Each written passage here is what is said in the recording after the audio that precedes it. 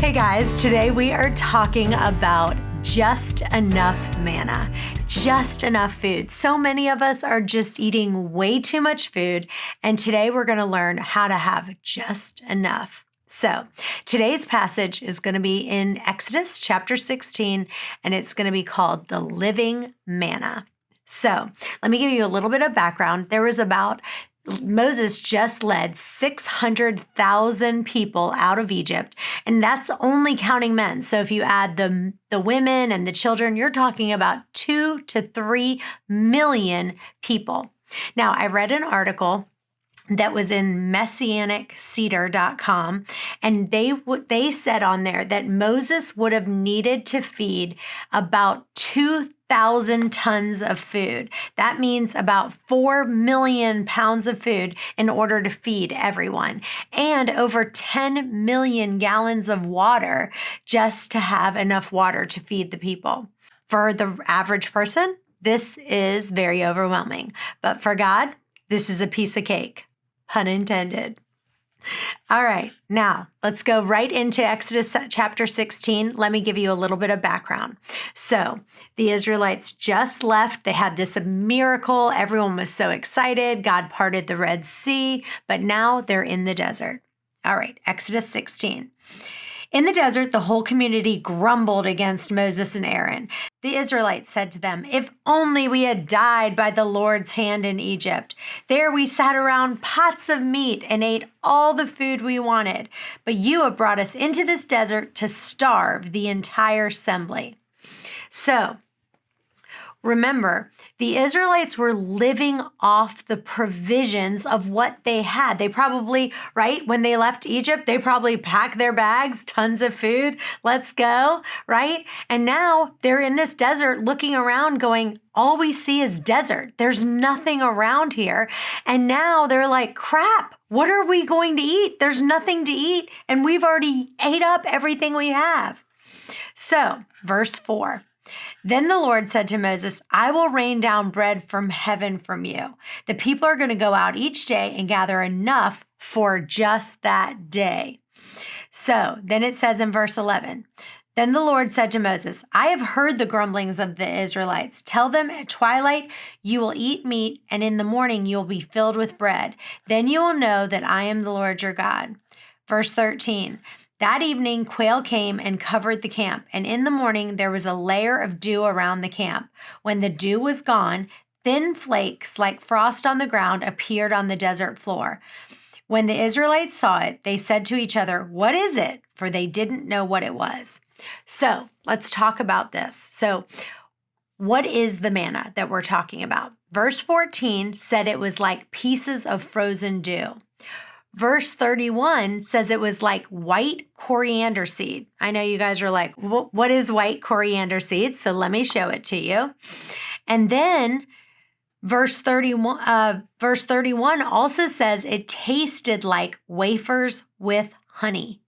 So that sounds pretty good. Wafers with honey, I like it. And then Numbers 11 says it could be made into loaves of bread.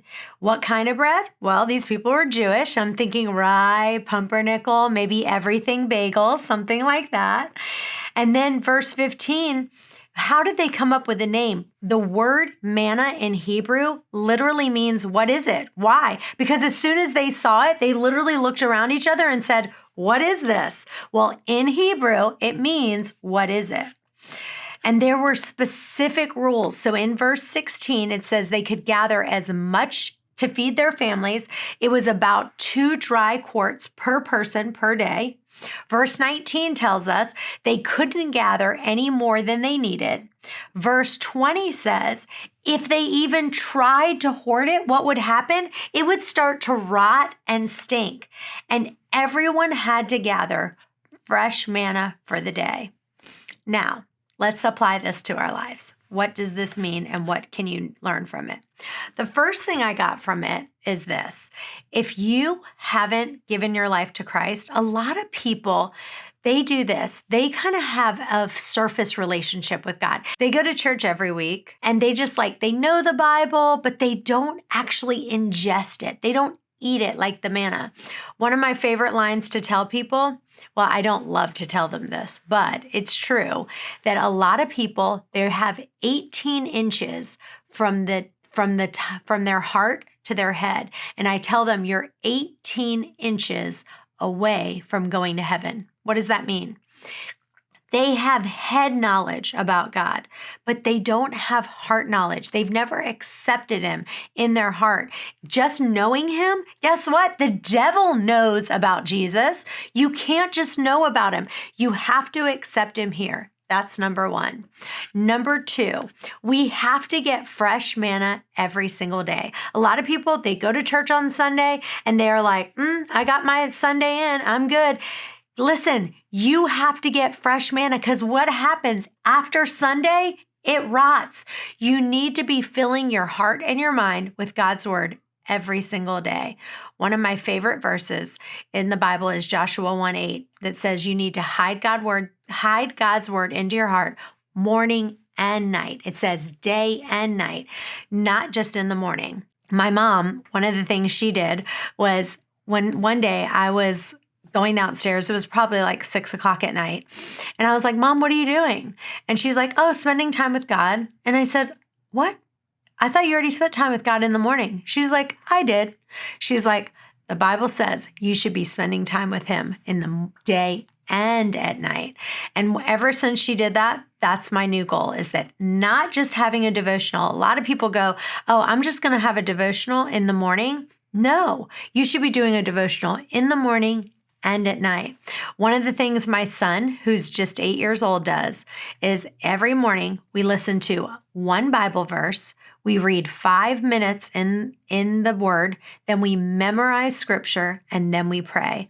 Try to make that part of your daily routine in the morning and at night.